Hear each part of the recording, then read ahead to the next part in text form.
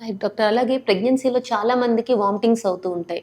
కొంతమందికి అసలు వామిటింగ్సే ఉండవు. అంటే ఇలా వామిటింగ్స్ అవ్వడానికి రీజన్ ఏంటి? అయ్యే వాళ్ళకంటే హ్మ్. ఎటువంటి జాగ్రత్తలు తీసుకోవాలి? సో, మనము ప్రెగ్నెన్సీలో common symptom morning sickness, vomitings అది చూస్తా ఉంటాం. ఇది బేసికల్లీ ఏంటంటే హార్మోనల్ మార్పులు. ప్రెగ్నెన్సీ అంటేనే మనకు చాలా రకాల హార్మోనల్ చేంజెస్ అనేది బాడీలో వస్తా ఉంటాయి.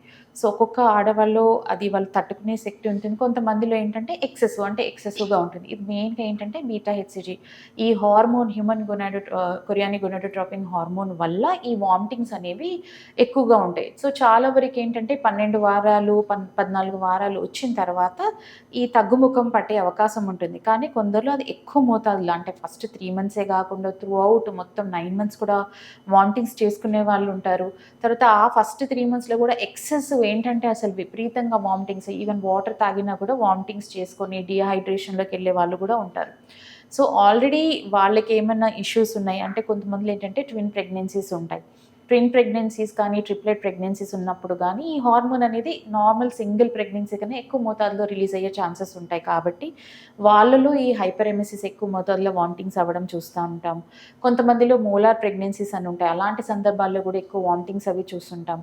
కొంతమందిలో థైరాయిడ్ ఇష్యూస్, హైపర్ థైరాయిడిజం ఉన్న వాళ్ళలో కూడా ఈ వామిటింగ్స్ ఎక్కువ మోతాదులో అవ్వడం అనేది చూస్తా ఉంటాం. సో, ఏంటంటే వీళ్ళు ఆడవాళ్ళు ఎక్కువగా వామిటింగ్స్ అవుతున్నాయని చెప్పేసి ఫుడ్ అవాయిడ్ చేస్తా ఉంటారు. అరే! ఇది తింటే నాకు వామిటింగ్ అవుతుందని చెప్పేసి కంప్లీట్‌గా అవాయిడ్ అనేది చేస్తా ఉంటారు. ఇది చాలా తప్పు. ఎందుకంటే మీరు అవాయిడ్ చేయడం వల్ల ఇంకా రిచ్చింగ్ ఎక్కువైపోయి ఇంకా ఎక్కువ మోతాదులో వామిటింగ్స్ అయ్యే అవకాశం ఉంటుంది.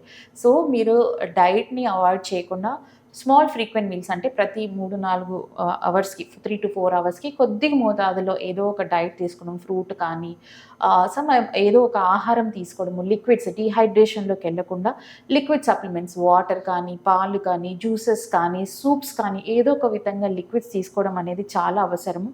కొన్ని కొన్ని సందర్భాల్లో ఏంటంటే కొన్ని రకాల ఫుడ్స్ తింటేనే వామిటింగ్ ఉంటుంది. కొన్ని రకాల ఫుడ్స్ తినడం వల్ల ఏం వామిటింగ్ ఉండదు. అది మీరు అబ్జర్వ్ చేయాలి. అంటే ఏ రకమైన ఫుడ్ తినడం వల్ల మనకి ఎక్సెస్ వామిటింగ్ అవుతుంది అని చూసుకొని దాన్ని అవాయిడ్ చేసి, మీకు ఏ ఫుడ్ అయితే సూట్ అవుతుందో అది చూసుకొని అదే తినడం అనేది కొంచెము లైఫ్ స్టైల్ మోడిఫికేషన్స్ ఒక ఫస్ట్ 3 మంత్స్ చేస్తే తర్వాత చాలా వరకు సందర్భాల్లో 12 వీక్స్ తర్వాత ఈ వామిటింగ్స్ తగ్గుముఖం అనేది పడుతుంది. Hi everyone, Nenu mi Vedika. Please subscribe to Volgo Health. Don't forget.